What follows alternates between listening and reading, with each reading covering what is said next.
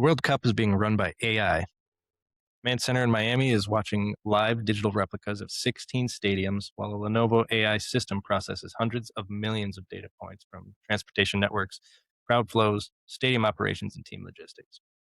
The biggest sporting event on Earth is becoming one of the largest real world AI deployments ever, and almost nobody noticed. Welcome to Human in the Loop, a weekly podcast where two builders scoot through the noise of the AI hype cycle and talk about what actually matters. Hi, my name is Oscar Galo, and I'm an AI engineer entrepreneur, and I live in the intersection of engineering and businesses. Wozniak, and I'm a serial entrepreneur and a relentless executor. I come from the lens of execution, what works and what doesn't. So let's jump into our first segment, Signal or Noise, where we just go through the news stories and tell you what's going on. Main one that is interesting for me, not being a soccer fan or football fan, I don't watch it. I get the updates from everyone around me because everyone else does, but here's an interesting segment. FIFA is running the World Cup on AI, the biggest live deployment on Earth. So what happened? 2026 World Cup kicked off on June 11th across 16 host cities in the US, Canada, and Mexico. And the tournament running underneath it is a production AI system most of the industry is not clocked. FIFA's Intelligent Command Center, a hub in Miami, ingests live feeds from every venue and broadcaster and ties them to digital twins of all 16 stadiums to predict crowd congestion in real time with AI-generated daily operational summaries on top. The analytics layer is Football AI Pro, a generative platform FIFA built with Lenovo on top of FIFA's own football language model. Chews through hundreds of millions of data points, takes natural language queries and answers in texts, video clips, stats, and 3D simulations. And FIFA is handing it to all 48 teams. On the pitch, 15 cameras per stadium, semi-automated offside tracking, 29 body points per player, about 50 times a second, down to the 10-centimeter margin. An Adidas Smart Ball streaming 500 readings a second to the VAR hub, and 1,248 player avatars built from 1 second body scans. Lenovo put 200 plus engineers and 17,000 plus devices behind it and got broadcast latency under 5 seconds. Separately, Argentina, Brazil, and France are running opponent analysis on Google Gemini. Infantino's line, quote, "With Football AI Pro, we will democratize access to data by providing the most complete set of football analytics to all competing teams."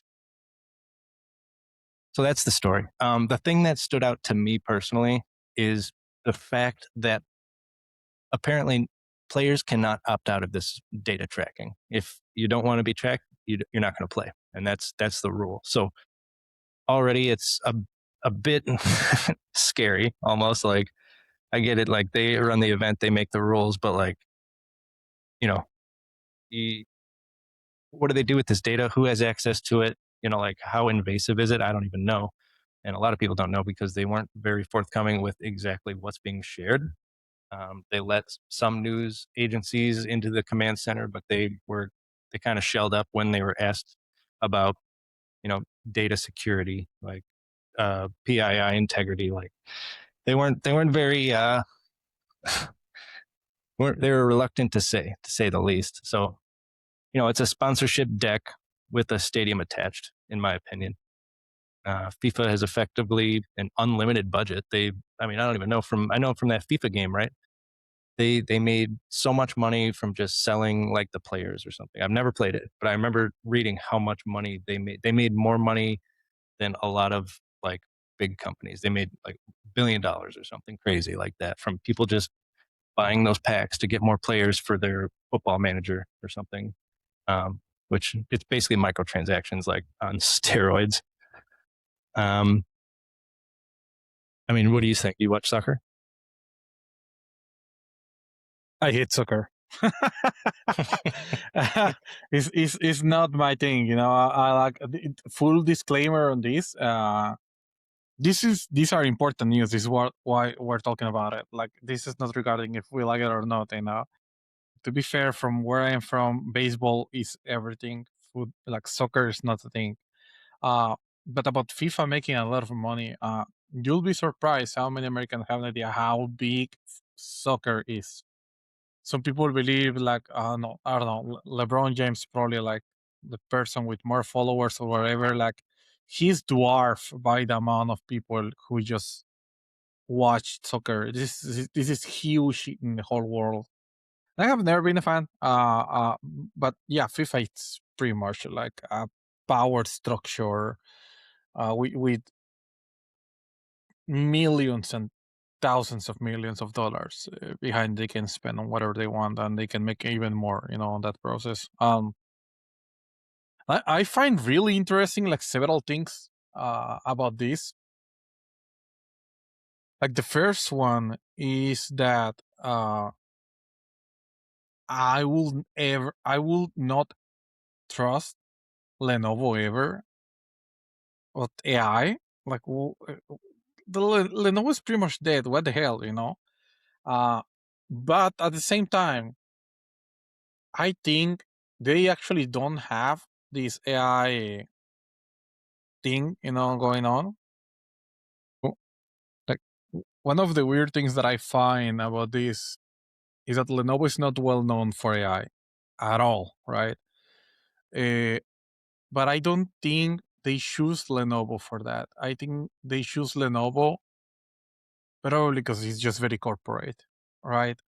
And I think what they're doing is like they're using all the data that they are getting right now to train the model, like the other way around. I don't think they have actually a great AI model. They probably have a very horrible one with not great. It's probably not useful, I will say.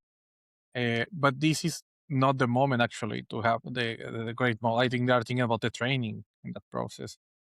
And they're probably, like you said, they have this system where they are listening all it and seeing everything in the biometric data from the players.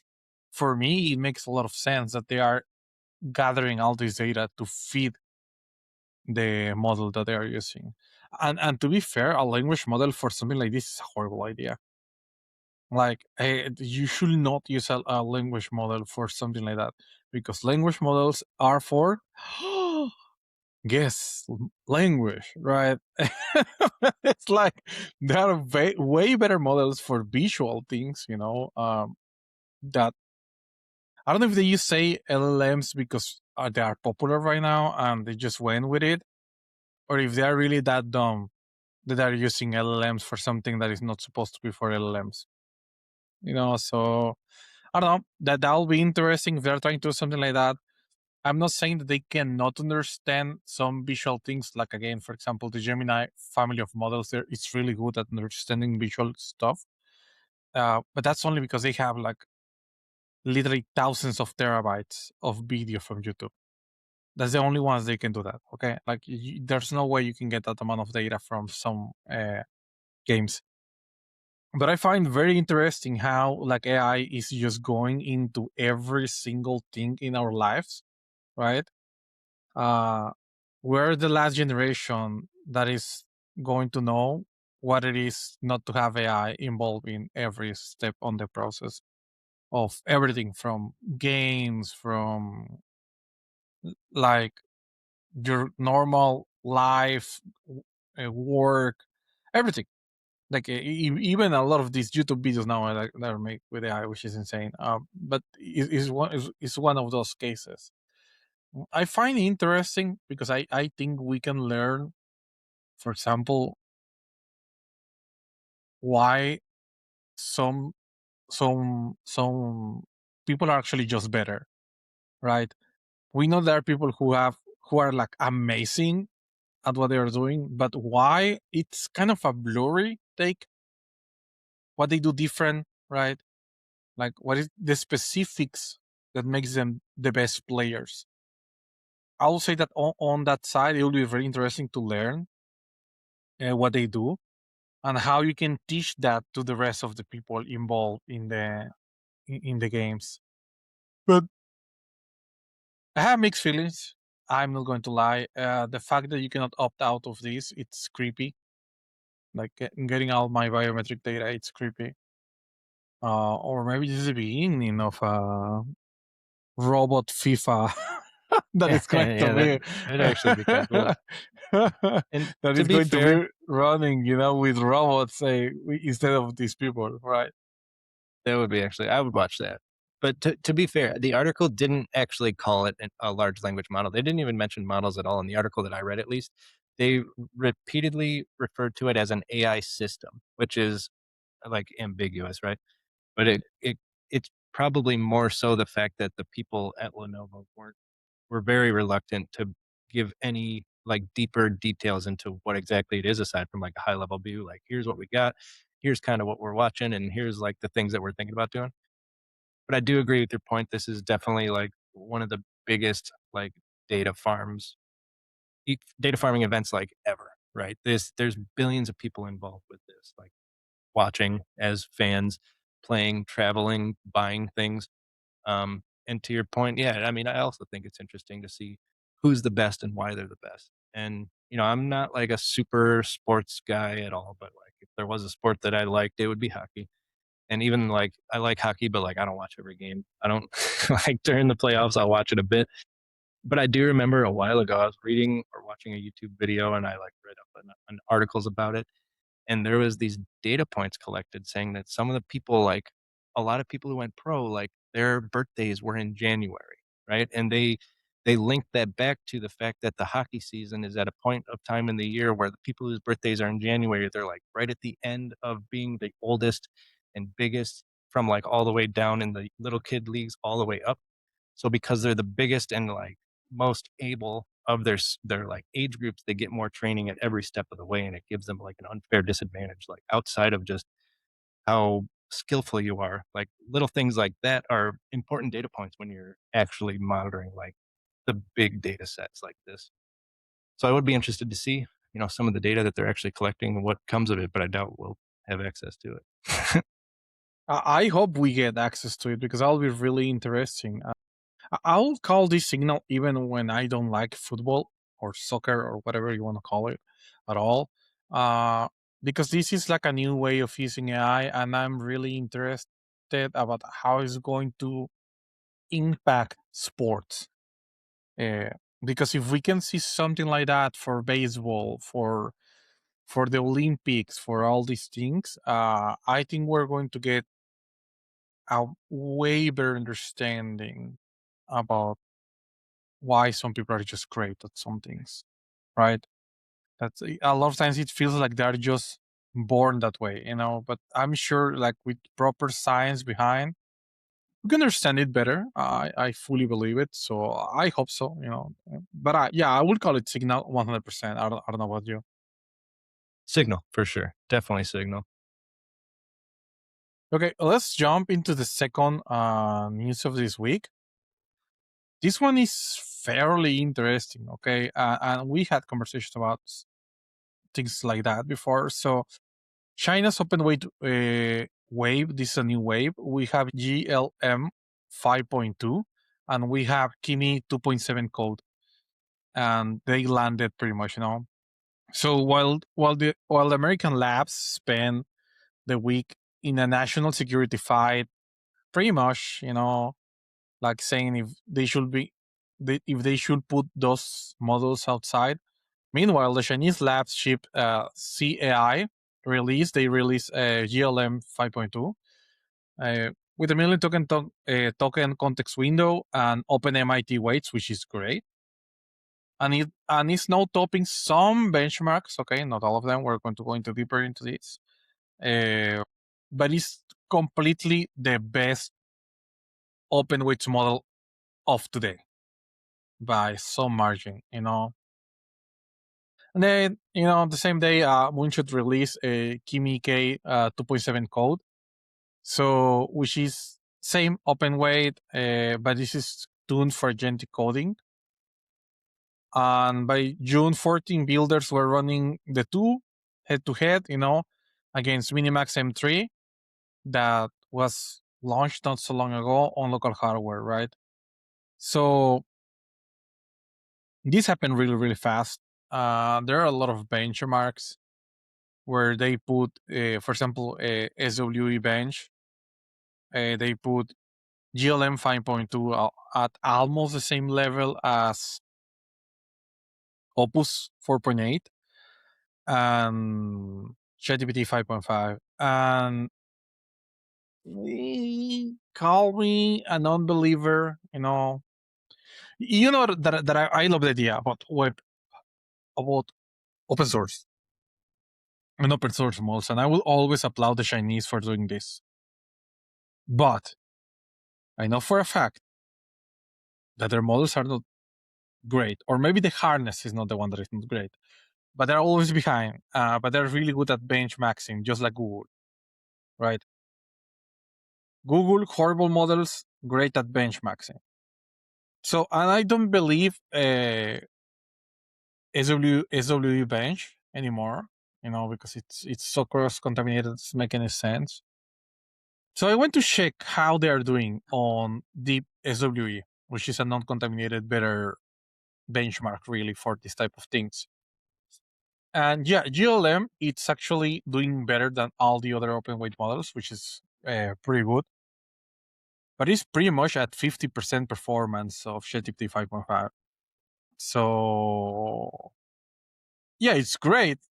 It's the best one, but I will not use it for my daily life of actually doing engineering, right?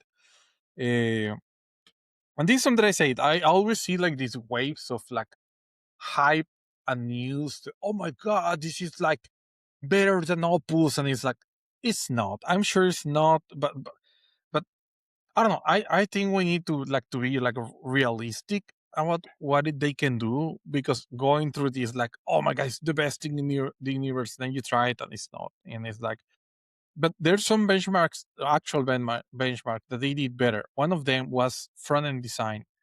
It was better than Opus, and that's great. I love it because this means that, for example, for something like Here I Am, it will be great because it's lower on the side of pricing, but it makes pretty websites, right? So that's pretty nice. I like it. For specific cases, like that'll be probably the model to run, and that's pretty cool. But general engineering is not great. And so I made a few tests. I made a few tests, and I checked the outputs that I was getting.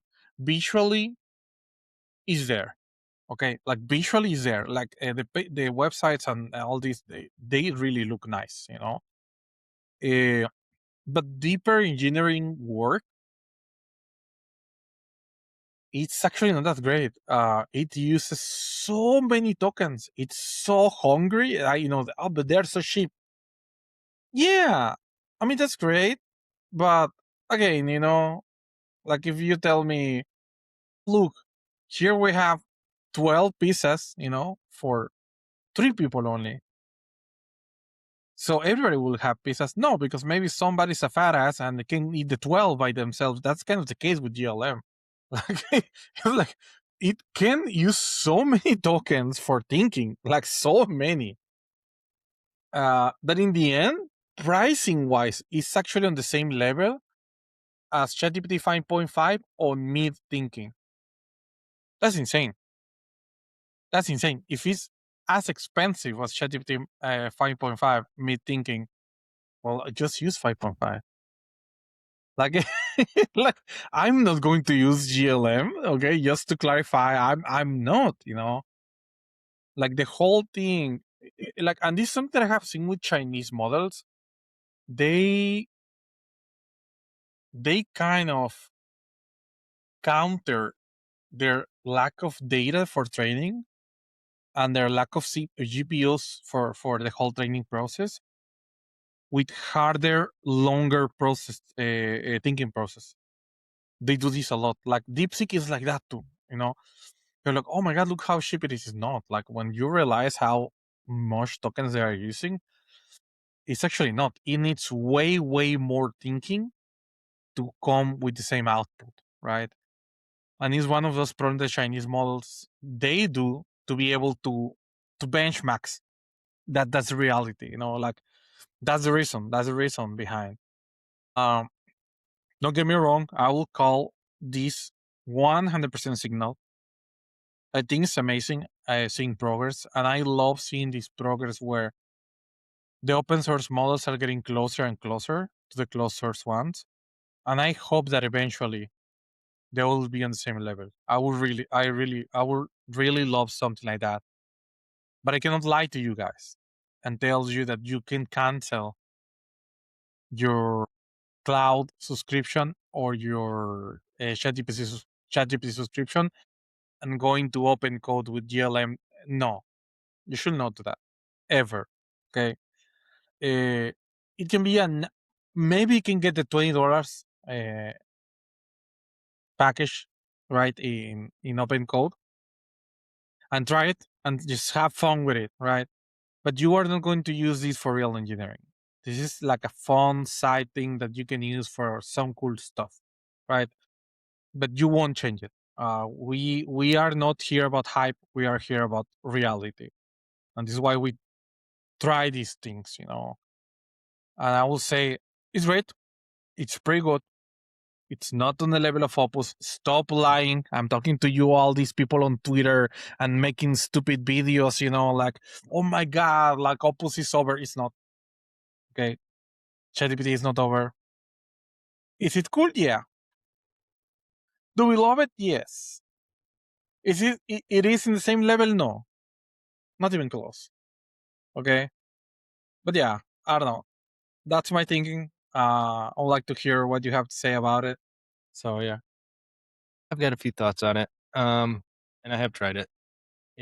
And so here's my thing, right? And I've said this every time benchmarks and leaderboards come up, right? A leaderboard score is not a production deployment. Just because you do well on a benchmark doesn't mean you're going to do well for my use cases or your use cases.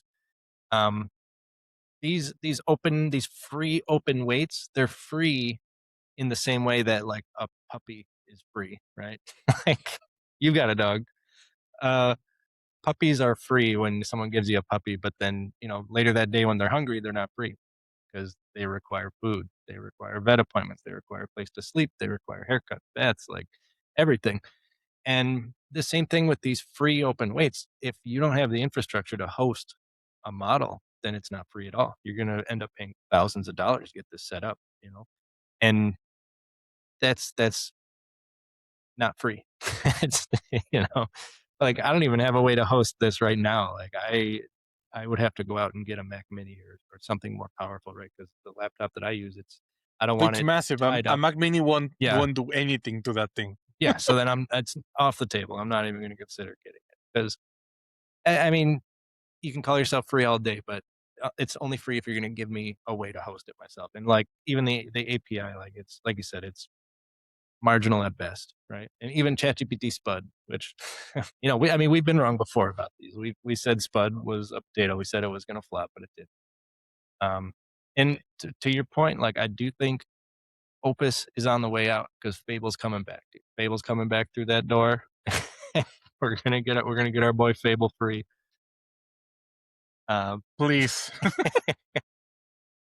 But yeah, I mean, I do like the fact that these free open weights are still a thing, and I hope they continue to grow, and I hope they get better and better and better because it's the David to the Goliath of these research labs, these gated models that get rug pulled out from under us when we're in the middle of a session.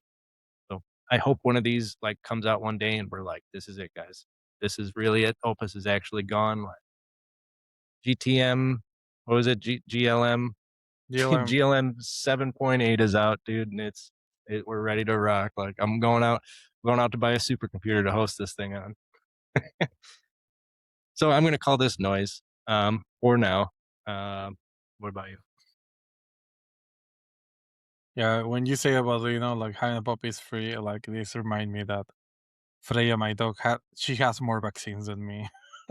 Like, by a long shot, it's one of those things that, yeah, you end up spending a lot of money. And one funny thing, I think you hit the nail on this, and is that all the subscriptions from cloud and from Anthropic and OpenAI, both of them are heavily subsidized, right? Inferring your own is not subsidized. Okay, I'm just letting you guys know that at the level of how hungry on tokens like is this, you will probably spend more money than if you pay the 201. And you will say, well, no, because it's my own computer. Yeah, but you will need what? The the most expensive Mac to run 20 tokens per second, which is ass, really. Like, nobody likes 20 tokens per second, okay? And the Mac is going to be running on full power the whole time, you know? And look, God forbid, because in America, electricity is very cheap, but in Europe, it's really expensive, let me tell you. And I feel like in the end, the subscription just makes more sense. But yeah, like, it's not free, let's be real. That point you brought up, right? Because I'm actually recently a self-appointed professor of tokenomics, which this is right up my alley, and I feel like I'm self-appointed, and I can totally talk on this. But what you said is totally accurate, right? If one token is 100 times less expensive than a ChatGPT Spud token, but it takes 1,000 times more tokens to do something, then it's cheaper, but it's more worthless, right? I would say it's cheaper. It's not less expensive, which there's some nuance there. But yeah, I mean, like you said, it's 20 tokens per second. That's insane. I could burn 30,000 tokens in a minute with the right prompt. Yeah, literally, with Fable, I don't even want to know how many, because that's the first time I completely max my cloud subscription, you know. But it's clear that the right way to check on this, it's not, because we have had conversations about price per token, right? That doesn't make any sense anymore, because I will say that it's price per task probably now, because if the same task takes 3 million tokens to one model, but it takes only 100,000 for another one, the price is kind of irrelevant in the end, because the price per task will probably be the same, which was the case for this. ChatGPT 5.5 on Medium was doing exactly the same amount, like of how good the job was doing, as GLM on the version. They don't call it high. I forgot the name. But yeah, it was on the highest one that they have, because they have several levels, and they were doing exactly the same. So yeah. Actually thinking we might even be at the point, right? Because I'm sick of talking about other people's benchmarks. I think we need to build our own benchmark, and we got to start running these tests through it and just report our own results. We're going That'll to be call it. it bullshit benchmark, or anti-bullshit benchmark. Right? All right. Next story.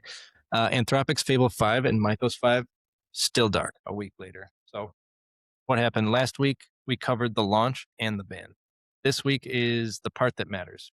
Nothing got better. It's still gone. A full week after June 12th Commerce Export Control Directive, Fable 5 and Mythos 5 are still suspended for foreign nationals, with negotiations over some tiered access structure still open and no fixed end date. On June 16th, Anthropic published its defense, disclosing that specific trigger, a narrow, non-universal jailbreak, surfaced through code analysis requests, and arguing the government has shown only verbal evidence of it. Anthropic's position is that recalling a model deployed to hundreds of millions of people over a narrow jailbreak would, if applied across the industry, halt every new frontier deployment. The model that topped the agentic coding leaderboards, there they are again, has now spent more time off than on. So, I mean, we're rehashing it again, right? I was hoping by this week it would be back and something would happen, but as we both know, anything involving government doesn't move quickly at all. This is a negotiation. It's almost like a hostage negotiation at this point. I'm not in the room. Neither of us are in the room, to be clear. But from the articles that I read, it's basically the U.S. government saying, "Yeah, this thing happened," and Anthropic saying, "Like, can you show us?" And they're like, "We're not going to show you. Like, just trust us. It happened." And with most things, it doesn't. I don't take most people's word for things unless I already trust them. This is the U.S. government.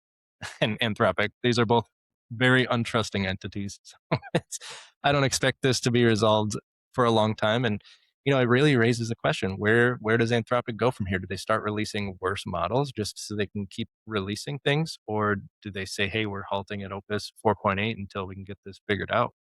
And what's that going to do to their standings in the AI race, but also like what are their VCs, what are their investors going to say about this? Because at most, like I don't see more people getting Claude subscriptions if like more models are coming out that are actually outperforming Opus 4.8. So it kind of puts them in a tight spot. What do you think? I have a whole conspiracy theory about this. A massive one. Okay. So I'm just letting you know I'm going full Alex Jones in this one. Okay. I don't want I don't want people talking sense to me, okay? Like this is my No logic allowed. We're not talking uh-huh, logic here. zero. Full So feelings, and this is how I think it is. exactly. I like This it. is Let's start. just me being me. One funny thing that I read is that uh Anthropic has only 10% of the market, but still they are actually the only lab making money, which is really interesting, right? So we know for a fact that not even a few months, like how many, 2 months ago, we already had this conversation, right? Where the US government wanted to use Anthropic models for Palantir, right? And on other institutions inside the, the Department of War, right? Because they wanted these models not only to, well, randomly choose who to kill, but rather to use on autonomous weapons. And that's a violation, right? Of the agreement from cloud, and they kind of had this full conversation, and then the soulless evil goblin from OpenAI was like, "Ooh, you can use mine, for killing people, right?" And so a lot of people jumping into the bandwagon of like, "Oh my god, like Anthropic are so pure of heart." No, they're evil too. Like both of them are freaking evil. Okay, don't get it wrong. Literally, None of them care literally the about you. lesser of two evils. I don't think there's a lesser. I think they are both as evil. They're just playing. So Yeah, yeah, yeah. this is my thinking. I think what Dario, like the CEO of Anthropic, did was actually a power move. A stupid one, I will say. Okay, but it was a power move because he was thinking our models are so great that if we don't want to give them access to these models to use in autonomous weapons, there's nothing they can do about it. You're wrong, brother. You are wrong. Because if there's something that the US can do, and there's a lot of history about it, it's like they can take anything away from you. Doesn't matter what it is. If they can take away countries, if they can steal presidents from countries, they can take away your freaking business, okay? Like, your power move was not a power move. It was a stupid move. And in your mind you were like, oh, like no, this is for the betterment of humanity. No, you're lying. So I think this was a punishment actually against Dario for daring to do this. And pretty much I know that's the case. Okay, again, I'm presenting some data in my conspiracy theory. Okay, but I will go in a rant still. The US government presented some papers to Anthropic, pretty much saying, look, here you can have Fable 5 again and Mythos, but you agree to let us use your models in Palantir and all these things. That's the agreement. Do you want to have your Fable 5 back? Yes or no? Right? Because what the American government is doing here is not keeping Fable 5. It's letting Dario know, I can take away your models from you. I can stop you from making money. And if I stop you from making money, you're not a business anymore. and your stakeholders will hate you and they will kick you out. They will look for ways to put you out. Okay. So in these conversations, a third, well, a second business came into the equation, and that was Amazon. Okay. And Amazon was like, hey, you're right. Fable and Mythos is very unsafe. You should sell me Anthropic to me because I only do safe things. And it's like, no, you only do things that sucks. Okay. Like nobody in this planet goes into Amazon Web Services and think this is the best experience of my life. Every time I need to open Amazon Web Services, I want to shoot myself.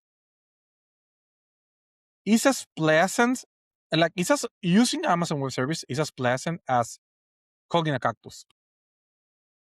Like there's no way a thinking person imagines that Amazon will do a better job at anything, really. Like I mean, infrastructure, yeah, for real, but software wise, like they suck. And for example, we have Kiro. Kiro's such a horrible product. I don't care. Like if you ever try to sell me Kiro, I will slap you. Like there's no way on this. Kiro is such a bad product, not because of the models, but because of the structure and the thinking behind. It's very corporate. And as a general thing, I was seeing that Hero produces 2.5 more code than all the other alternatives. Brother, like Cloud Code produces so much code that I hate it. Now imagine like 5 times more code. Free code, yeah, like it's insane, right? So I think that other birds of prey, and by birds of prey I mean other businesses who are like literally wanting to take Anthropic, they will try to put themselves as, hey, you should force Dario to sell because he's not taking safety seriously. And they will say, I will offer this amount of money for Anthropic, but you need to force them. And the thing is, the US can do that. The US can do that. If they say that it's on the national interest and for the protection of the United States, they can take Anthropic and they can sell this to another. I mean, I would not call Amazon a lab, an AI lab. I don't care how much they do about this. Like, it's not an AI lab, but they can sell, force them to sell. And that will be horrible because it will take away everything that makes Anthropic do great models. They're still evil. Okay, I'm not defending them. They're evil. Okay, just to clarify. But I think this is literally just a power move, an actual power move from the United States government. Dario believes he made a power move. He didn't. It was a stupid move. The United States made a power move. And the power move was, I can make you poor or I can force you to sell. So what do you choose? You'll never release another model. Ever Yeah, again. exactly. Every time, every time they have something new, they will be, no. That's my conspiracy theory. I'm sorry, everybody. This is a long rant, okay? But this is what I believe. I really believe it. I swear to God. Like, this is something that I went deep into the rabbit hole, and the more I think about it, the more paranoid I get. So I went full Alex Jones. Well, I mean, it's like we talked about it when they were initially releasing their statements on Mythos, right? They kept saying like, "Oh, it's too dangerous. It's too dangerous." And like at the time, we were like, "It can't be that good. Like this is just weird marketing to get people like hyped around it." But looking back, like it seems like such a dumb marketing move, right? Especially when you already know you're not in good graces with the U.S. government. They wanted you to use your models. You shut them down and said, "No, you're like too good for that." And then you turn around and say, "Hey, this is like this new model. It's like so dangerous." And then they're just like, "Okay, if it's dangerous, then you're not allowed to release it." There you go. Like, This remind me of this meme, like, hey, regulate me. You're being regulated. Oh my God. oh, yeah, it's like seriously. I mean, there's so many other like marketing stunts they could have done, but that was probably the worst one when you're already like not in the good graces of the U.S. government. Work like as a U.S. government lab. So hopefully they get this figured out and Claude can have a new update. I mean, I don't mind using the existing Claude, but I'd like a new update. It's been like 2 or 3 months that I've been using Opus, so I'm ready for Uh, something new. I will call this signal 100% because free my boy Fable, please. Somebody called Like, Don. Called Don. uh-huh, Get this like freed up. I feel constrained and I don't like it. I will pay $200. Okay, I don't, like, just free the model. Okay, let's jump into the last signal or noise for this episode, which is and I'm sorry guys, I'm really bad with names. Um, a lot of these people, they have very weird names. Okay, so just bear with me. Okay. It's true. They do. So Noam Chasser, Noam I don't know, Shazier. man. Whatever is that? Leaves Google for OpenAI. And well, on June 18, Noam Chasser, which is Google VP of Engineering and the co-lead of Gemini, announced that he is leaving to join OpenAI. Shazir is one of the lead authors of the 2017 paper Attention is All You Need. The work that introduced the transformer, which is architecture underneath ChatGPT, Gemini, Cloud, literally everything, right?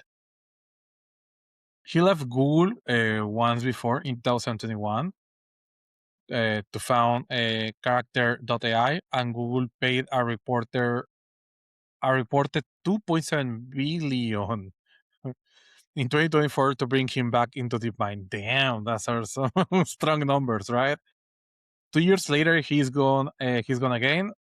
This time to the lab Google is trying to beat. Okay, and let's go into details of this because a few weeks ago we were talking about how Anthropic got Karpati. Karpati is one of the biggest AI scientists in the world, right? Like he's a monster. And on that level, I think that Shazir, it's probably on the same level. Okay. Just for context, that paper of Attention is All You Need, it was pretty much the beginning of everything that we're seeing right now. And it's a very big thing because thanks to that paper, we have something that a lot of times we don't have conversations about it, but it's probably like the backbone of the AI world, which is the TPUs. TPUs is a hardware that Google has to train the models. And not only Google trains on them, everybody. Just for context, OpenAI and Anthropic do not train their models on NVIDIA GPUs. I have no idea why the NVIDIA stock is so high. They run the models on NVIDIA GPUs, but the training, the most important part, it's not made on NVIDIA GPUs. Not a single one. Okay? Every single release that you have tried of Gemini, of ChatGPT, and of Claude, all of them were trained on TPUs, right? So those things exist thanks to this guy. That's a very big deal because thanks to them, thanks to this guy, Google has the only hardware from all these labs. The only lab with hardware. The only one. That's insane. Okay. So here we're watching fantasy football for nerds. Okay, pretty much. Like you're choosing your perfect team, right? And this is what's happening, right? Like Anthropic is like, oh yeah, let's get Karpati. Like we're going to offer him like millions, for being here. And then a little bit later, Fable launches and everybody freaks out, right? And then I feel that probably it was exactly the same process, right? Like ChatGPT, well, not ChatGPT, but OpenAI was freaking out, right? They were like, let's get Shazir on board, right? and let's launch something on the level of Fable. This is literally my thinking about what was happening there. So yeah, he's a big deal. He's a really big deal. This is strong signal. 100%. I see them already being very close in the race, and getting Carpati was like the trigger for OpenAI to get somebody else too, because they don't want to lose the race. They don't want to lose the race. So I will say it was probably the right move, coming from OpenAI. But yeah, this is 100% signal. We can probably see better products, better models from ChatGPT in the future. So what do you think about this? No, I mean, I agree, but at the same time, I'll always say hiring one guy isn't a strategy. Um, Yeah, of course. Google has thousands and thousands of people working for them, and some of their best engineers are people we've never even heard. But at the same point, they're still in the rounds where they're raising VC money. They're getting investors, and last week we talked about how they started the process to start a public IPO. But leading up to that, they're still getting investments, and just like I said with the Carpathy story, they're both OpenAI and Anthropic. They're trying to break 1 trillion, even though Elon Musk beat them to it. They're trying to break 1 trillion, and I mean, this guy's obviously great, and he's done some really impressive things in his history. But I'm sure he'll do good things at OpenAI as well. But I also think this is another line item for them to put in a slide deck when they're pitching to investors to say, hey, look, we got this guy now. So what we expect to happen in the next 6 months, like you're going to want to invest now, right? And to that point, I do want to see what's going to happen in 6 months. I want to reference episode 11 and say, hey, we called it an episode 11. It's going to be X number of months until something huge drops for OpenAI, and I think this really positions OpenAI to really potentially leave Anthropic in the dust with because Anthropic's hands are tied right now with this dispute with the U.S. government. And OpenAI is putting themselves in a position to really you know sprint ahead. They've got a good team already. They've got a good product already, and like we've said before, they've got the means to support their clients already. Their servers don't go down. Um, Anthropic has always had a notorious problem with usability and usage. But yeah, this guy, I'm interested to see what he can do because you know TPUs might not always be the best thing to train these models on, and if anyone's going to be in a position to break that new frontier, might be OpenAI at this point. Um, but still 2.7 billion. Holy shit. Like crazy. I can't imagine. That's nuts to me. And like I looked at this character AI and like, I don't know. It looks every other AI project. So I don't know. To be He must fair, have I done some. don't think I don't think they bought this because they care about it. They just got it because they wanted him back. He was like, "Hey, yeah, your cute project, this pet project, it's okay. We're going to buy it from you. Just come Yeah, back." sure. That's Like, literally what they did. Okay, like it was literally like that. It was literally like that. It was not like, "Oh, they this is a great project that will grow into trillions." No, no, no. Like, we're going to buy it. You come back to the team and you shut up. That's I literally. guarantee they had like tasks and stories and features they tried to implement once he left that he planned out, and they threw so many engineers at him and they just didn't turn out well. And somebody in a meeting was like, "Get this guy back. Call Noam, get him on the line, give him however much he wants, and just get him back in this meeting right now because we need to fix this." Which it's good for him. Damn. Okay. Um, we're going to ship it or skip it. So ship it or Ship it or skip it is where we pull a couple ideas and we go through it top to bottom. We determine, is it worth shipping? Is it worth skipping? Is it worth building it yourself, paying for someone? We try to go to it from like the strongest angle. We give it the biggest benefit of the doubt. We try to steel man it basically, and we tell you at each point of where you're at as a company, as a business, as a person, if it's worth considering. Oscar, you want to do the first one, or do you want to do the second one? Sure. I'll go with the first one. Well, these are two very interesting ideas that we kind of went through it before. Uh, but this one came to the conversation not because we think about it, but rather because there were people asking questions to us about this, which is very interesting, right? Like you will imagine that we came up with no, not at all. It was quite the opposite. It was, hey, is there something like this?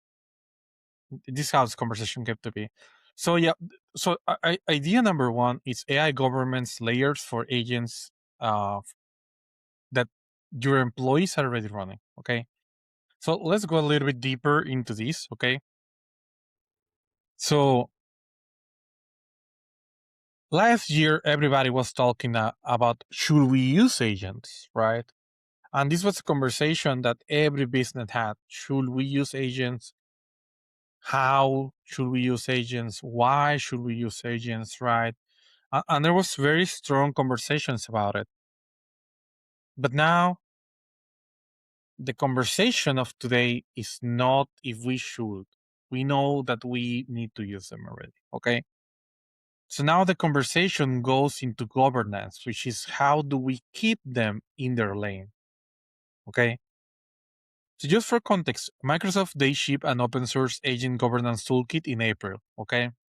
It's called an agent control standard. When it was launched, I think around May or something like that. On the Cloud Security Alliance spent the spring arguing enterprise AI needs a control layer, not just like a PDF that you add to your agent, pretty much, you know. Um, so here's the pitch, okay? Every company now has employees pointing agents at CRMs, at support queues, at the financial system, the finance system, sorry, but nobody has a referee, okay? Like, build the layer that sits between the agent and the action and checks every move against the business rules, okay? And it's important that we run the business rules that the company is actually running so we can compare those, okay? So for example, our phone agent tries to push 40K against a policy that caps at 500, for example, okay? You block it, right? The sales agent starts emailing a discount nobody approved. You block it, okay?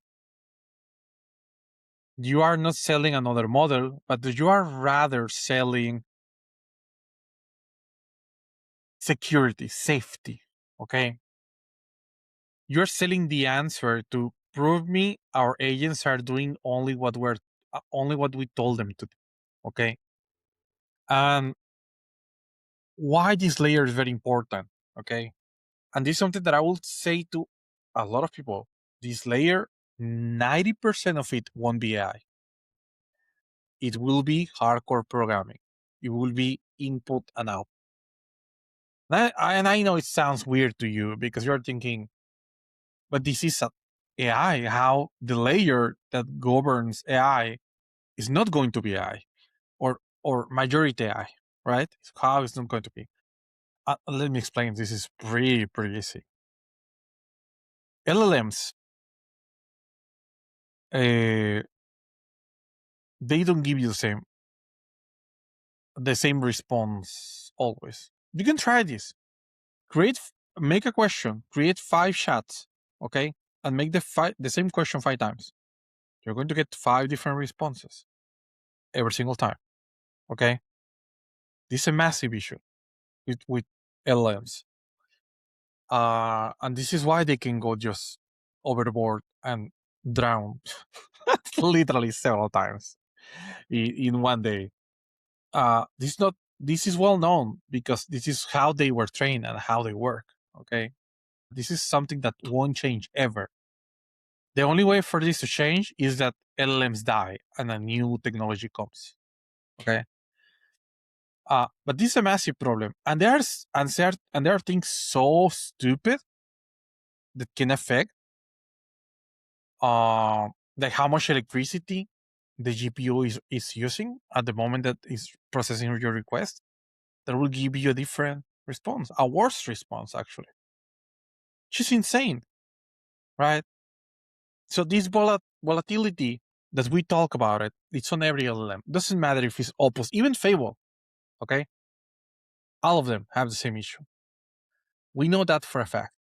And the tendency for hallucinations, they are not getting better. They're not hallucinating less neither.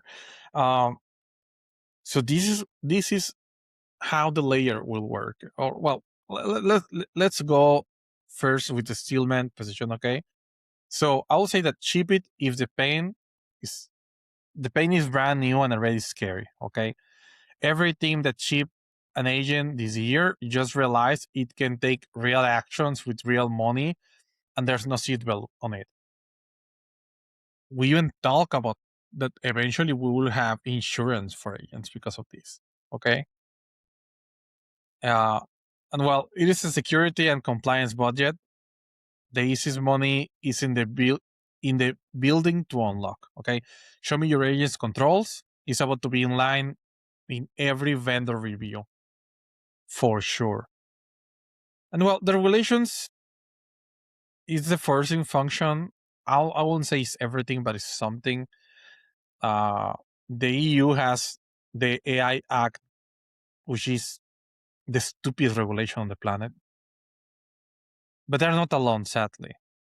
You have Colorado, not the smartest state in our states, trying to pass these weird rules about it, and it will probably just get worse. Okay. So think about it, okay? I'll say skip it if you're already late and the giants got here first. The fact that Microsoft open sourced a governance toolkit and open control standard launched in May, and then Oracle is shipping a runtime governance. Well, their first build is free. It's right there. Okay. You can make the case that you should skip it if you feel that the big leaks are already on this. I will disagree. You will be surprised how much these products suck. Because again, they are AI based. You want very little AI, lots of programming. No, the other way around, okay? And well, governance layers use a textbook feature that every platform bolts on, okay? This is not different from all the systems that Meta has to detect. I don't know that you are calling somebody bad words or or saying indecent stuff, right? Like it's pretty much something like that, And well, the real value is like per company rules, okay? So, and that is configuring, consulting, not the product, okay? The generic 30%, 80% is a commodity, and then the custom 20% won't scale unless you find a way to scale it. And that's the real product, okay? That's the real product. If you can find a way, okay, for the user or the business to be able to configure this without needing a consultant, okay, or just need a consultant once and that's all, that's it, that's what it is. That's where the product is, okay. So these are my gut feelings about this. This will just grow, okay. And don't feel bad about Microsoft Array doing this. They suck. They cannot even make GitHub work. Come on, like let's not fool ourselves thinking that this open source whatever is great. It's not. It's actually pretty mediocre. It fails a lot, and it's very dependent on AI. And again, we don't want to use LLMs to check on other LLMs. Like we should not do that. Okay, that's stupid. That's the wrong move. Okay, we know for a fact that if you ask a cloud instance, if another cloud instance is doing great, they will be, oh yeah, it's fantastic, right? Like that's me, yay, right? Like 100% approved. No, it's not. Like it's doing a lot of stupid stuff, right? But again, it's one of those issues where just like LLMs have biases, and we had full conversations about the problem with not logic, but rather like the moral side, right, of the LLMs. How crazy are these? Using Reddit as a source of training, horrible idea. Whoever came with this, they need to be fired or thrown in hell. Uh, but the reality is that there's space for this, and it will just grow. The need for this will just keep growing non-stop. And I will say that if you want to start very, very small, start with one market only. Just one market. You need more than that, okay? Create an AI governance layer that is specifically for, I'm going to drop something random here, okay? Law, family law from California. Okay? That's it. That's your entry point. Okay? Do not go with all the law in our states. Are you crazy? That won't work. Okay? Like that's too much. Okay? You need to go with very specific cases. Very specific. Okay? And think about who you are competing with, right? So if you create this governance layer, for example, for a family law or migration law in this in a specific state, great. That's your marker to start. Right there. Okay, go for it. Try launch. Try to get the clients and see how it goes from there. Do not try to do a lot in the beginning. Just go directly with a very specific market. That'll be your best bet. That'll be just your best bet. I'll even make the case. If you want to use the open source version that Microsoft has, take it. Do the changes that you need to be for the specific. Do not start from nothing. But again, use your criteria. Their idea sucks. Like the less AI you use for this, probably the better results you will get. And just try to use AI for summarizing or for some small things. I will even say that to find like specific words that you know that are very dangerous, use like very, very small models that understand better like emotions, or tags, stuff like that. Way better. Go for that. I would say that it's not going to take time. It's going to take time. But right now, you're against the clock. You're against the clock, and your best bet is probably to start today. And you will be able to have a product, hopefully, in a few months. But for sure, this is something, again, that came to us from people already using the agents in the businesses. It's not something that we came up with. Okay, like this is not our own novel ideas. It had nothing to do. We include this in the podcast because we find it really interesting how several people in good positions, right, decision makers, they were like, hey, yeah, we're using agents, we're using AI.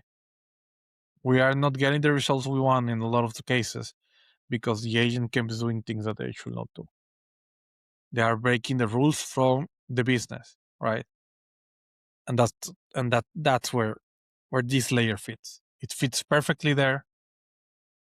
I'm sure this can be hundreds of thousands of millions of dollars if you play it correctly, but just start with a very small market, like I said. So, what do you think about this? It's interesting. I was trying to see what episode we talked it on, but you got your famous quote, right? The nobody, what was it like? Nobody wakes up in the morning and is like, man, the thing I'm passionate about is governance. Like Compliance. that's, I don't know what it was about that, but it really resonated with people. We get a lot of emails about that specifically, which is what's leading to like these ideas because It's governance is huge. It's in every industry, every level of it, every industry, and that's also why it's like impossible to build a singular like governance AI platform, right? It's impossible because there's so many different levels of governance. There's so many different rules for different people and different companies, and it's got to be so extremely customized that it's almost impossible to build, right? And I was thinking about this. It makes sense that Microsoft built it because Microsoft typically builds crappy products. And no matter how bad their products are, they're gonna sell it to people because there's just, boomer enterprise companies that are totally married to Microsoft, and they're never gonna leave Microsoft. Whatever Microsoft releases, they're gonna use, and they're never gonna consider anything else. So Microsoft can release literally anything, and they'll have customers day one. But it's not the same for you. It's not the same for your small business. It's not the same for the company you work for. It's definitely not the same for you if you're trying to start a side project like this. I would say skip it if it's a standalone, right? If this is, I'm going to build a government AI platform. Don't even bother starting. If you're sitting there looking at an empty IDE, you're starting off on the wrong foot. If you want to build this the right way, you already have to have something in motion. You already have to have some type of agent framework that you're selling to your customers, and you build it on top of that. But it has to be totally customizable, or yeah, if you're aiming for one specific industry, you have to have someone who's an absolute subject matter expert in that industry. Otherwise, you're building blindfolded because you can't just figure out these governance rules by Googling or asking Claude or asking ChatGPT because you're going to get the worst answers. You're going to get in trouble. You need like a human with 15, 20 years at high levels in the industry you're trying to build governance for. Otherwise, you're never going to make it. So if you're in that type of niche scenario where you already have a bit of a framework, you already got a client base, and you have or know somebody who could potentially be your SME, maybe even one of your clients, then you're in a pretty good position to pick this up and start considering it. And like Oscar said, whether it's the worst or the best, or which we know it's not the best, but the Microsoft governance framework, it's it's out there. You can use it as a starting point. You can use it as a reference point.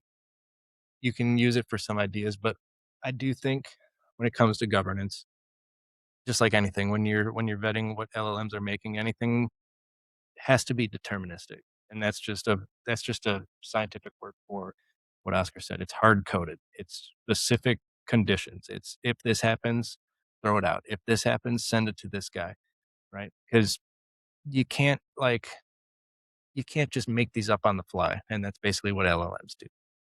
So you and I was thinking about this, right? And if it's going to be deterministic, it's like because it has to be right for this governance stuff. This is by the book, and you can't do by the book with you know LLMs because it's just random nonsense.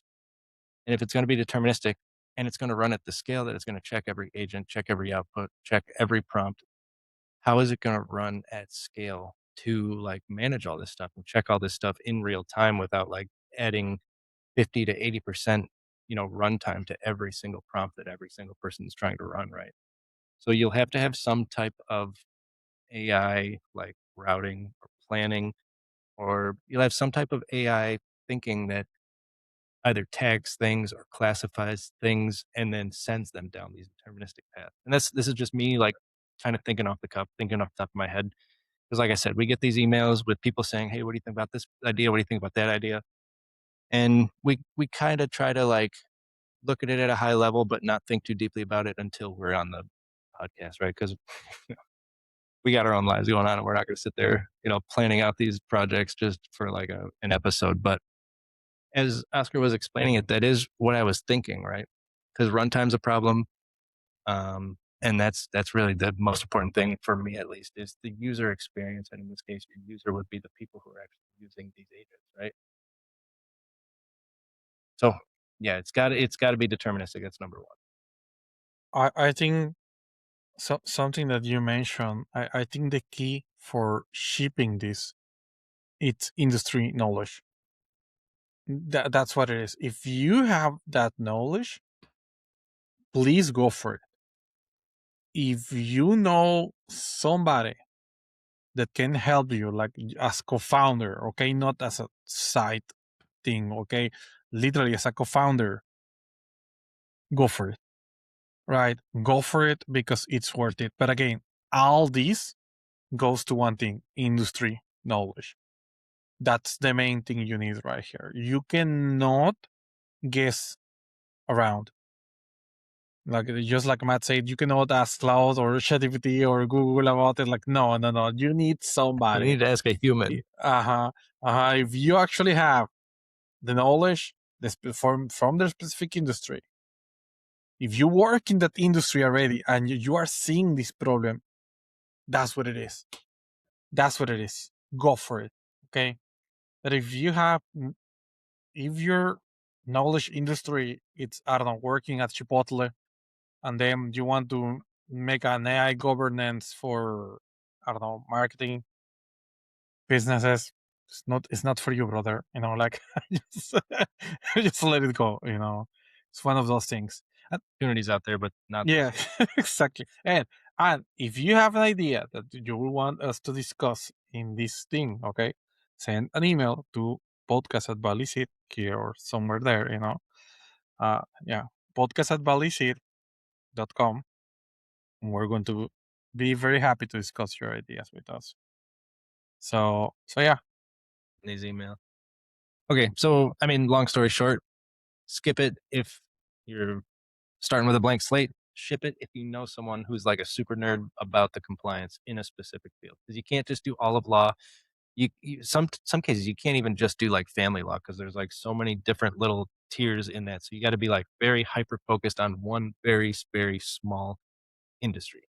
So find somebody who's an expert and try to build it out. That'd be the only instance that I would consider shipping it. So idea number 2 for ship it or skip it. And this one I was excited to build, or not build, but like talk about, because Jackson, our previous guest, actually just posted about this week on LinkedIn. He's actually already doing something like this. So I'm super excited to talk about this.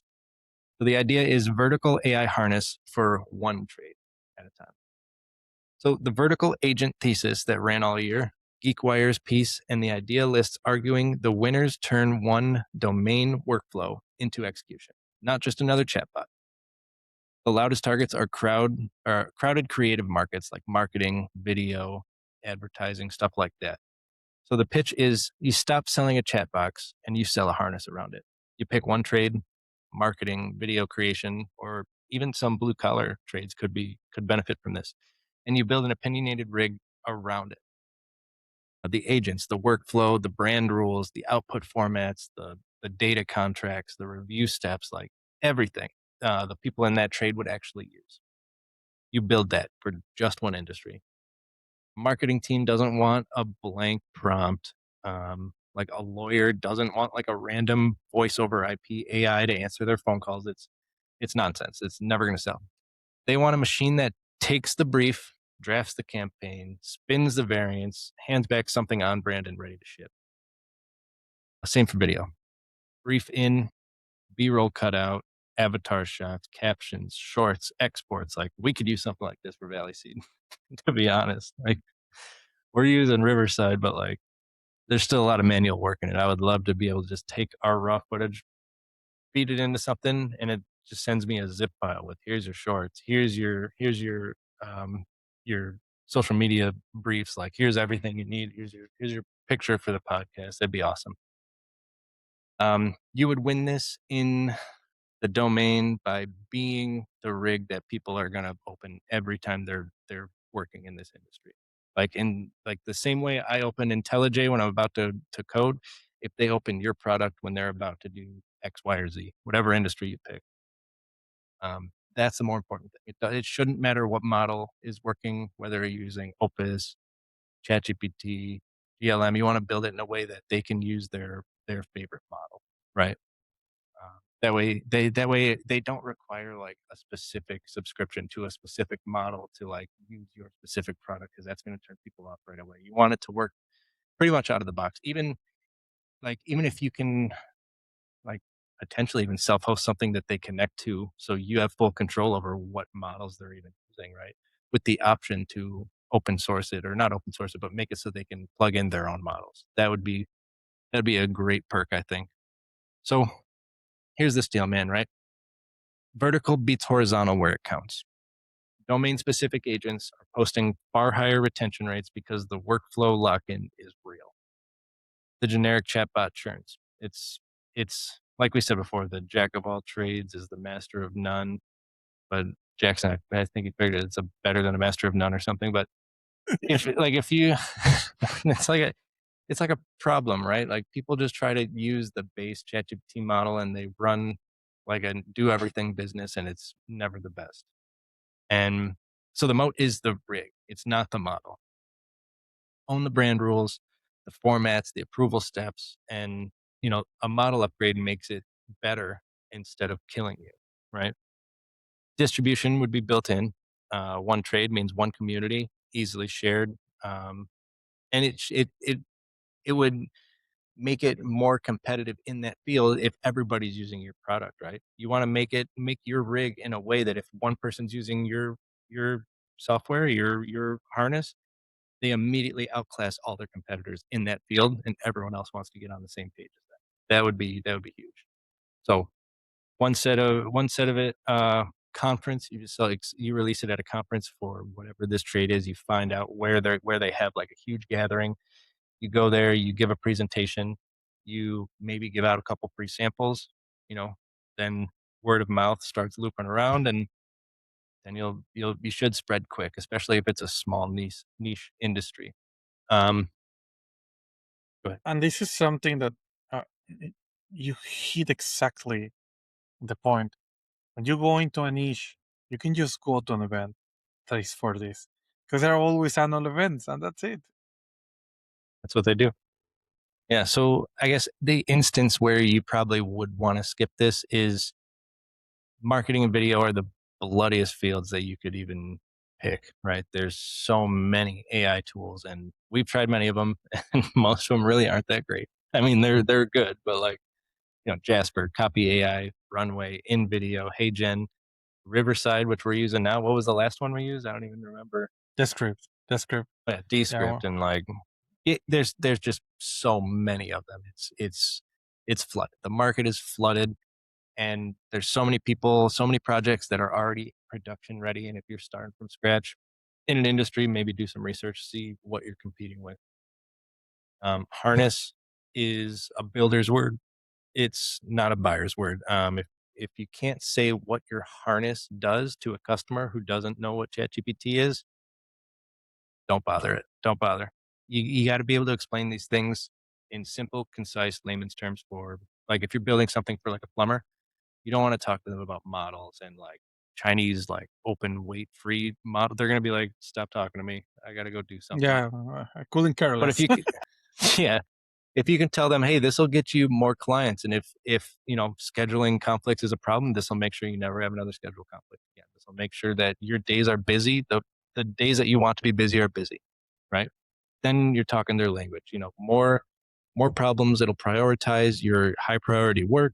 Emergencies will go through this funnel, and like it'll start talking in their language. So whatever industry you pick, make sure you're up to date with their specific lingo, because that'll help you a lot. You don't want to use technical jargon. You don't want to use AI like buzzwords. You want to speak their language first and foremost. And if you can't do that, then pick a different industry or pick a different project. So I think, and so to get back to like, I know we talk about Jackson all the time. He's such a cool guy, but like, it is so interesting that we got an email about this, and then literally like 2 days later, I see he's posting something like, "Hey, I started a pressure washing business," and I was like, "What? This dude's doing pressure washing?" And he's like, "Well, I'm not really doing pressure washing, but I built a funnel that like finds people who need pressure washing. I put out these flyers, and people started calling me, and it goes through my AI like workflow, that like the harness basically that he builds, that schedules, finds someone to do the washing, and then they go do it, right?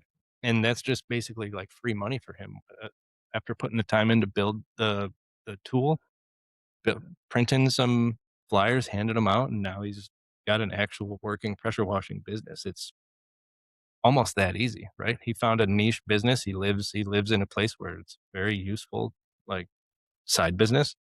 And it doesn't have to be something like online or like something like so sexy like advertising or marketing or video editing. It could be something simple like pressure washing, lawn mowing, like even like hairstyling. It could be like something cool. Like imagine, Uber for haircuts or like something crazy like that, right? So I think this is a good idea if you can find a niche industry and you can build something that naturally fits into, that industry's workflow, right? And it can be for an industry where you're connecting, people with customers even. That would be great. And this is such an interesting take because, well, of course, first of all, if you're going to do a harness, right, to work on top of something, you're not going to do this for pressure washing in Arizona, right? Nothing gets green there, right? Like it's it's dry, right? But of course, if you do this in Washington, probably there's a lot of people interested, right? Uh, so it really depends on the niche. It really depends on what you're going to focus on. There's one very hard thing actually about this, which is because it's a harness, it uses things like ChatGPT on top, right? Like, well, not on top, but below. You build on top of them, right? You use the subscriptions to be able to do more, right? And why are you using the subscriptions? Well, that's pretty easy because they're subsidized. That's literally the reason, and especially in a lot of these jobs where money is tight and you want them to make more money. Of course, you will want them to have subscription to be able to use the hardness properly. There's a hard part here, which is some people that don't know anything about AI. They will ask you why they will need to pay 2 subscriptions for one service, and makes sense. Makes sense. So you need to have a very good pitch that is because of price, or find a way to automate the creation of a ChatGPT account and connect to the hardest in the fastest way that you can. That will be a winning scenario too.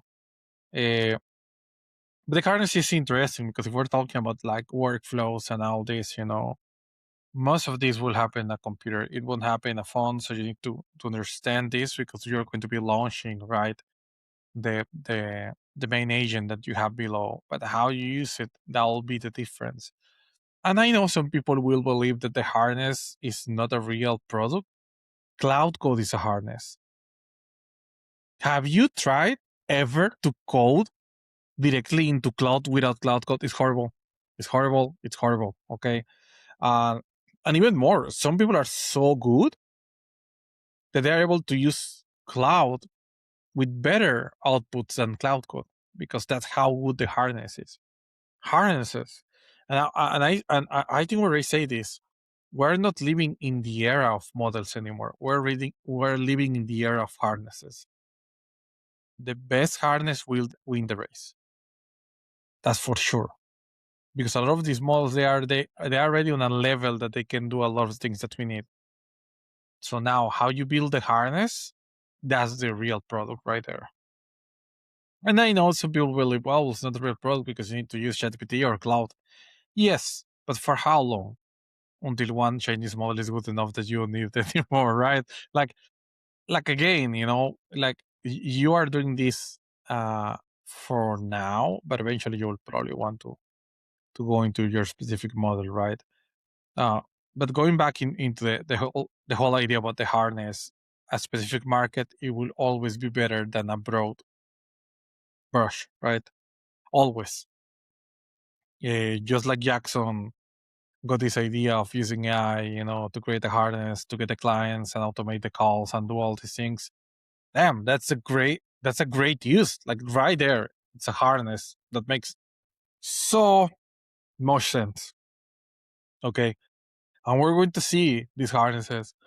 And Just for context, harnesses are nothing but a lot of programming on top of the LLM. Okay, like the reality is like the harness is just a way to try to reduce the amount of like nonsense from the LLMs, pretty much, right? And Roller coaster. A harness keeps you in the seat yeah, in these projects. A harness keeps the LLM from flying off the handle and doing all kinds of crazy stuff. It keeps it on track, basically. yes, exactly. And I think we are just in the beginning of the harness race. I really believe it's going to be a harness race, and we have made this case before because I remember the name of this business, but they built a harness that they pretty much were able to made it to Fable level of intelligence. Fable, which everybody wants this now, right? Without using Fable, it's using Opus, Gemini, and ChatGPT. But again, why? How they were able to get that level of intelligence that is unheard of because harness. Yeah. No, yeah, I think the like the pinnacle of like the AI race, right? It's gonna end up with some type of harness or orchestrator, whatever you want to call it, that's gonna have dozens of AI models and agents that are the best at their specific vertical, and it'll have like an orchestrator at the top that figures out what you want and routes it to the specific model. And I think that's the direction we're heading. Uh, Hope time will tell. But yeah, I think it's a great business idea as long as you find a niche and you stick to it, you learn their language, go to where they are, get them to know about you, and make sure that it makes them more competitive in their field. 100%. And again, if you have like a question about this, uh, we can share our little documents where we write everything about this. We'll be happy to do so. You can send an email to podcast at Valley Seed, something where there on the editing process, podcast at valleyseed.com, and we're happy to share those things with you. Again, we're not hiding any secret here. We're trying to share everything that we know. So so yeah, well, that was the second idea. Let's now, yeah, the closing segment of popular opinions. Love this Um, segment. My favorite. this is my favorite too. I love it. But okay, but on the popular opinions, we pretty much we bring a hot take that can probably end our business in some way. Uh, but we say this with complete transparency. Okay, we're not trying just to, I don't know, to be annoying just to be annoying. We're not trying to be contrarians just to be contrarians. Well, this is things that we really believe, and we share them because we are tired of the hype. That's what it is. We're tired of the hype. We're tired of the oh my god, GLM is better than Opus. It's not. Shut up. Like we better keep things on track. Okay. So this is one of our opinion that I have. And this is a weird take. Okay. So the most important AI lab of 2026 may not be American, and most American builders are not too proud to notice. Okay. Well, the American labs spend their weeks now in meetings with the US government, which is pretty sad. Okay. Well, the Chinese government spends way less time with these people, and they are just pushing them to do more. And not only pushing them, giving them money, giving them resources, giving them ways to find the proper GPUs, the proper data, the proper everything. And they ship these weights, right? And yeah, they run on a lower cost. We had already these conversations about this, that the reality is that they're kind of the same level. But if you don't have at least one fallback in your lane, at least, we're being nice here, at least one, okay? At least one by the end of this month, you are making a political bet, and you're calling it a technical one, and that should not be the case, because that's the reality. Us, okay, as you know, and we have said a million times here, we love Anthropic models. We pay the $200 subscription, and we'll probably keep doing it, okay? But that's not our only option. That's the reality. That will never be, okay?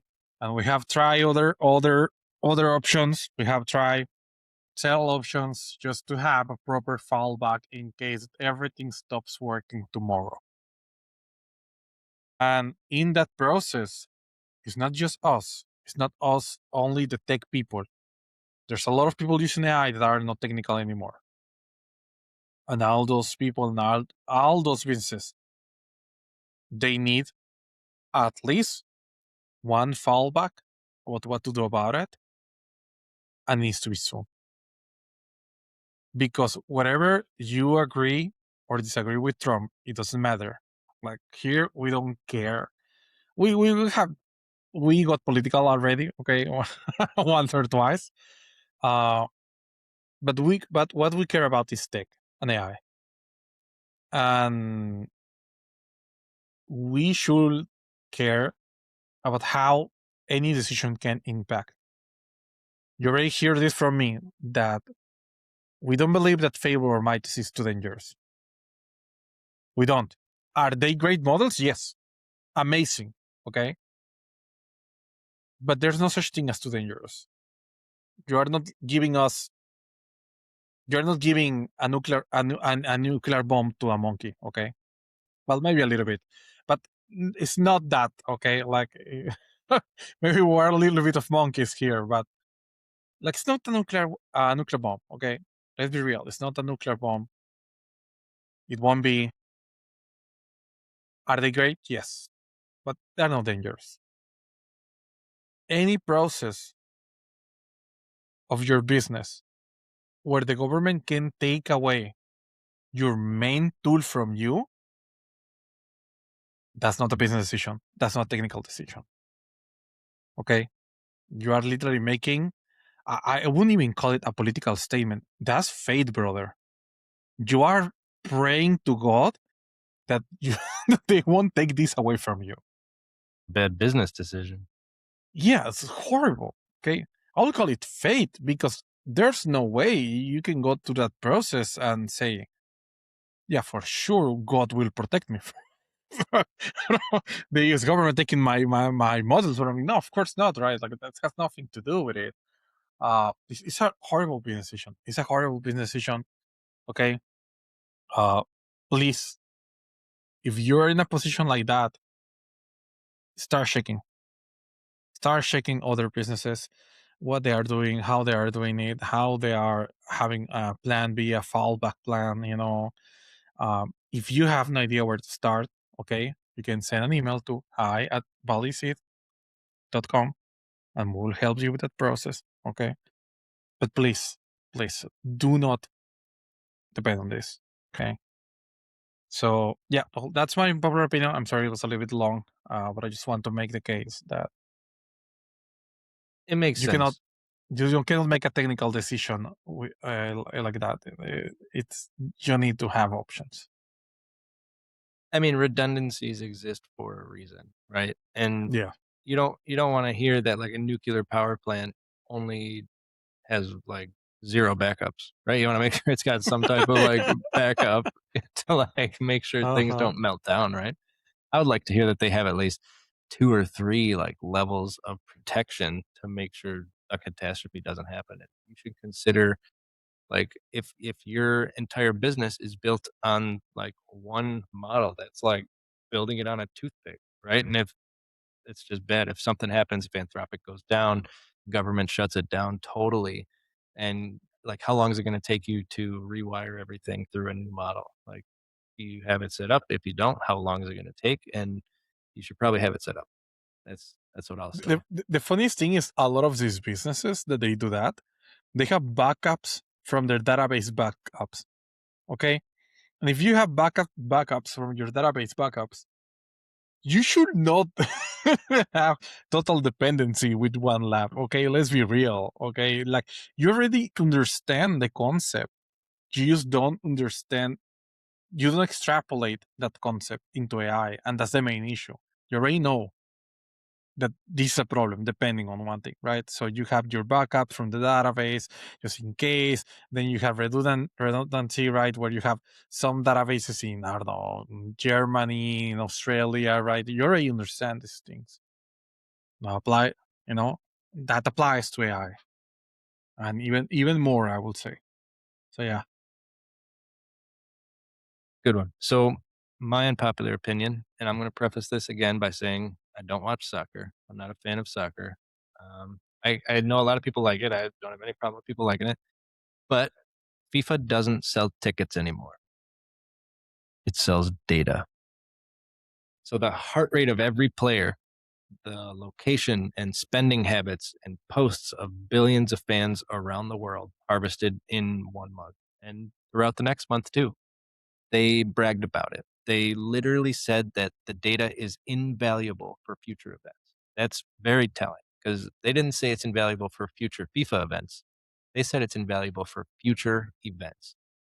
That's not a soccer quote. That's a guy reading an asset off of a balance sheet. That's the sport is just a cover for it. This is a data driven story. I I mean, every event company is becoming a surveillance company at this point, right?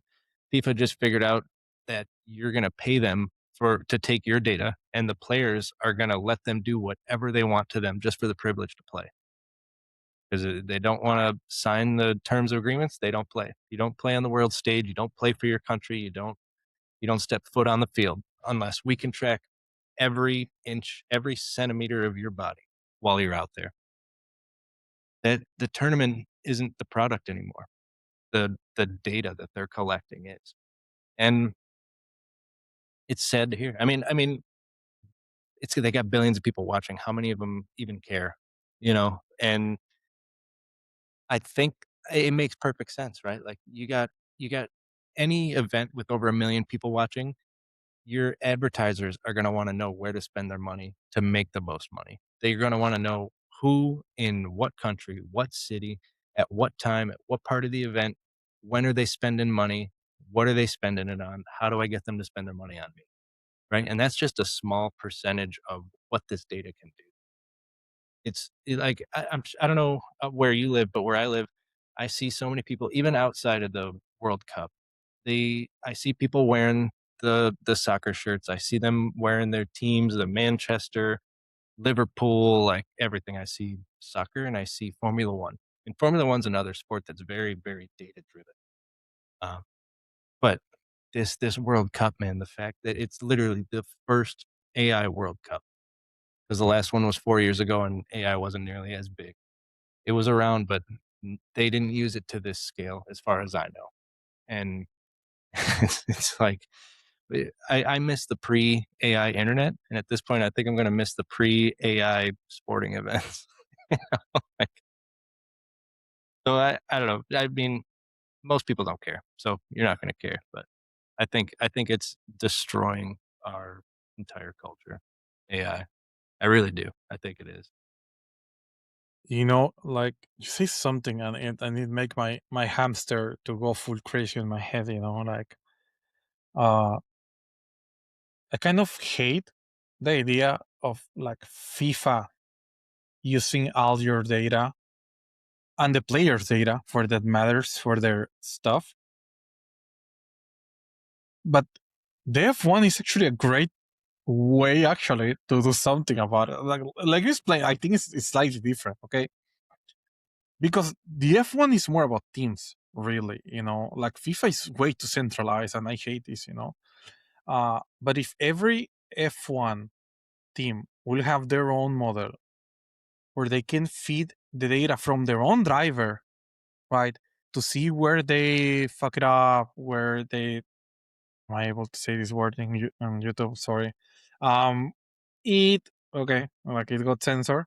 Uh, like where you underperform, let's call it, okay, where you underperform, and to learn from that, that will probably be great, right? Because if you do this like hundreds of thousands of times, like, and I'm talking about LLMs here, okay? I'm talking about visual, models and other things. Uh, you will be able to see for sure in what moments you are underperforming, why were you underperforming, right? And you can take decisions based on that training about what you need to do next or where you did correctly, right? And or maybe by accident actually you did correctly once and you ended up being 1 second faster, right? It's like, oh, okay, this is interesting, right? Like, but from my point of view, this is more of like a team personal type of product that can be very useful for them because they love secrecy. They love secrecy in F1, right? Like when somebody comes with a new idea and suddenly they're faster, everybody's angry. Everybody's angry because like how these guys faster, what they did, they are doing something illegal for sure. And it's Cheating. not illegal, yeah, for sure, right? They're cheating, right? But they're not, right? That's one of those it's one of those cases that they just came up with a better engineering, Yeah, idea. better Uh, meta, like yeah, Formula One. so that'll be great. That'll be great. I feel like that will be probably like a better, more moral way of using something like that. Yeah. No, I mean, so you said it earlier in the episode, right? Like it'll make things more competitive. And there's always been people studying like how and why do professional athletes become better at what they do. And like I said, I was watching this thing like, why was Wayne Gretzky the best in hockey? And it's like, well, he was the best in hockey because at the time that he played hockey, most hockey players would just drink and smoke and like do a bunch of crazy stuff like in the off season and then come back like not even warmed up, not even exercise, and they would just play the full season. Wayne Gretzky just like ate well and like did push ups throughout the year and like, okay, he's way better than everyone because he's not like doing drugs and like drinking all year. But now we're at the point where like the professional hockey players, they're like 19 years old. They've been eating right. They've been working out. They've been skating since they were 1 year old for their entire lives. They've been doing all this stuff and prepping for the NHL, and they're on it in the off season, in the on season, and they live, sweat, and breathe like hockey. But like now, it's getting to this point where like FIFA, they're tracking like your body metrics, your heart rate, your how much you sweat, like how big your eyes dilate, how much hair you grew during the match. Like who knows? It's gonna get to the point where it's like you have to be like statistically the best, right? And it's like down to like how big your pores get when you're running. Like it's gonna be weird stuff like that. And I don't know if I'm ready for that world. I kind of just want to see I just kind of want to see people play sports without like caring about all this stuff. But maybe I don't know this if I'll, I don't know. I don't know if I'll watch robots doing stuff like that. It feels. I'm sure some people will, especially if there is betting around. People just love to lose money. Uh, but I will say, I don't know. It feels weird to me too. Like we go again into the whole morality situation of this. Well, that's the podcast. We're getting better at not doing so long, right? Probably it's because I'm not at my computer, so Yeah, I you're don't not need home. to. Like we're making them shorter by force a little bit. So yeah, well, that was the podcast. My name is Cargalo. I'm Matt Wozniak. Thanks for tuning in. We'll see you in the next episode.